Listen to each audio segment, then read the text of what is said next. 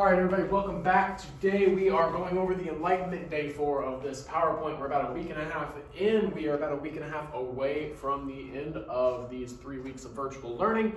We are going to get there. We are making our way.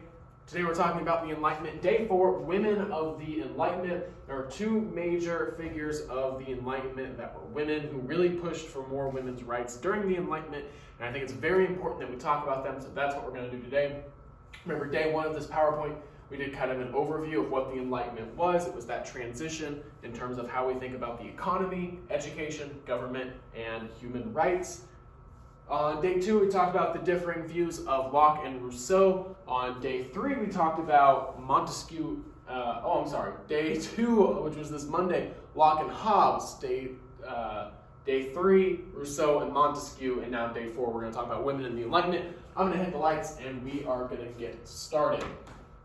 So, women of the Enlightenment. Today's lesson is going to be pretty quick, but it's very important that we go over women of the Enlightenment and the ideas that they put forward and the books that they wrote. So, women of the Enlightenment. This is kind of a general knowledge about the status of women during the Enlightenment going into the Enlightenment. Educated women were still the exception, not the rule, which means that they were still few and far between in terms of educated women. Educated women were very rare. It's not very common that you're going to see educated women during a time. Women in France and England did not participate actively in revolutionary groups. So when we talk about these revolutions that are going to happen, we talk about the American Revolution, we're going to talk about the French Revolution, we're primarily talking about men participating in these revolutionary groups. Women didn't really have a role. They weren't allowed to participate in these revolutionary groups. Rousseau is going to remain conventional on this issue, and he's going to state multiple times that women should be subservient to men. So women are going to take issue with this statement by Rousseau, and we're going to see one person who is going to actively challenge Rousseau on this issue and how that turns out. And so Mary Estelle is probably going to be the first one that we need to talk about. Well, she's going to be the first one that we do talk about, but she's probably the first major women's rights figure during the Enlightenment. First major women's rights figure during the Enlightenment, Mary Estelle. And she was taught how to read and write at home by her uncle, who died when she was just 13. So she couldn't have a formal education. She couldn't go to school. So she had to be taught in private at home by her uncle. But her uncle's going to die when she's 13. She's going to continue to read more subjects, including philosophy and political debates. She was mostly self-educated, which means that she had to teach herself most of the things that she grew to know, but was able to exist in well-known and educated circles, including the London aristocracy. So she is going to gain knowledge as she goes through life, teach herself, be self-taught, and she's going to make something of herself, and she's going to be respected in a few political groups. Estelle realized that women could be intellectual and had ideas to offer to the Enlightenment, and she pushed for that. She pushed, just like Montesquieu did. He said women should have a say, they shouldn't have a part, but they should have a say in what happens in the government. And she's going to agree with that. She's going to push for women having an even bigger role in politics as the Enlightenment goes on. And she's going to publish a serious proposal to the ladies. That is the name of her book. She's going to publish this book, and this is going to address the lack of educational opportunities for women. And real quick, before I get too deep into that, I need to go over the question. Remember, your questions look different because there's no questions on them. I'm asking the questions during the video. So the first question on the Google Forms for today is December 9th. Who taught Mary Estelle to read and write? That is the question for number one. Who taught Mary Estelle to read and write? A serious proposal to the ladies. So this is going to address the lack of educational opportunities for women. And here's a quote from the book. If absolute sovereignty, which means freedom to do what you want based on what you want to do, if absolute sovereignty is not necessary in a state, how come it is in a family?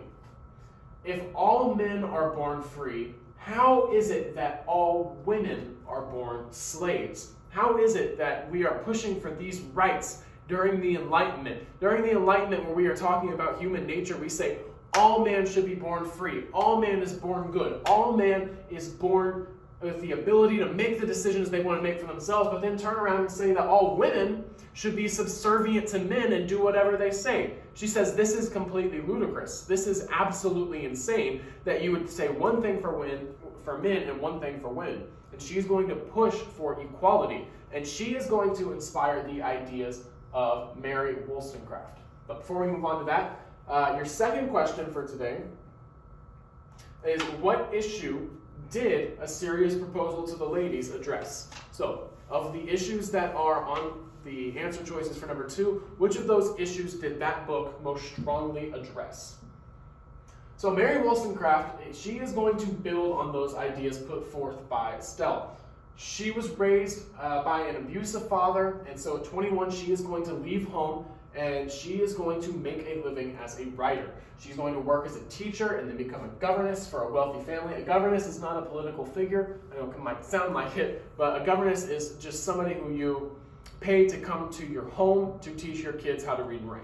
So that's what a governess is. It's kind of an at-home teacher for wealthy people. So she is going to work as a teacher, and then she's going to become a governess for a wealthy family in Ireland. From there, she found herself working as a translator and an advisor to Joseph Johnson. Joseph Johnson is going to be a publisher who's going to publish really radical works for people to read. And this is where she is going to get the experience and platform to write her most famous work. Before we move on to what that work was, your third question, we're kind of knocking these out here. What profession did Mary Wollstonecraft not have? So on there are 4 options. 3 of those professions she did have, and 1 of them she did not. She's the one that she did not. So Mary Wollstonecraft is going to write A Vindication of the Rights of Women in 1792. And she is going to directly challenge Rousseau's ideas. So she's going to call him out in the book, write his name down and say he is wrong. She's going to challenge Rousseau directly and argue that women should be educated like men because it made women useful and virtuous. So why not educate women? If you're saying that they're less and then not educating them, that is it's a two-way street. You can't say that they're not educated and refuse to educate them. They're only uneducated because you're refusing to educate them. So they should be educated just as men are, and that will make them useful and virtuous. She also says, and more controversially, she argued that women should enter male-dominated fields like medicine and politics. So she says not only should we be educated, but we should be able to enter into the workforce in the same very important fields that men are. We should be able to be doctors, we should be able to be nurses, and we should be able to run for office, and we should be able to hold office and manage positions in politics. That's very controversial for the time.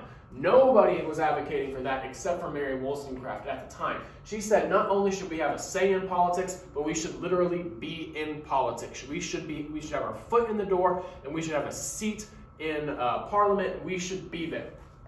The fourth question for today is, who did Mary Wollstonecraft call out directly in her book, A Vindication of the Rights of Women? That is the fourth question. All right. And now just wrapping up a little bit of what we talked about today. I know we've gone kind of quick, but just a historical stand, like kind of a perspective on women in the Enlightenment and how much they actually gained. So although they were able to gain minimum knowledge and make a step toward equal rights, the scientific revolution and the Enlightenment didn't really provide any particular benefits for women during their time. So they had a platform, they could finally speak out, but overall, they didn't really gain a whole lot. There weren't any laws that were put forth that made things more equal for women. They didn't really get more job opportunities. They didn't really have any more advancements. So while it is very important to talk about these stands that these women took, the ground that they actually gained during the Enlightenment, minimum at best. And that is unfortunate. Obviously, that is unfortunate for this time. But they are going to set the stage for women in the future, specifically at the Seneca Falls Convention, which we'll talk about when we get a little bit closer to American history. They are going to set the stage for women to then, they're going to pass the torch to future women and future generations who can then pick it up and they can advocate for themselves and they'll have a foundation to do so on. So that's the importance here. So they didn't really gain a whole lot of ground for themselves, but they gained ground for future generations of women. And that's what's really important. And your last question today is the true or false question. True or false, the Enlightenment didn't really provide any particular benefits for women at the time. And since I've kind of gone a little bit back and forth on that, the answer to that question is true. So it didn't really provide any benefits for them at the time, but they did set the stage for future generations. So put true for number 5, and I promise you'll get it right. So that is going to end today's lesson. Pretty short video, went through it pretty quick. So today's assignment, remember there is a Google form posted on the Google Classroom page. After you finish watching the video, fill out that Google form and turn it in to get today's points. Make sure you mark yourself as present in Infinite Campus, and let me know if you have any questions, comments, or concerns. I have office hours. Feel free to email me. We can set up a meeting. But once you finish today's assignment, watch today's video, you are all set. The rest of the day is yours, and I will see you tomorrow. Later, Wildcats.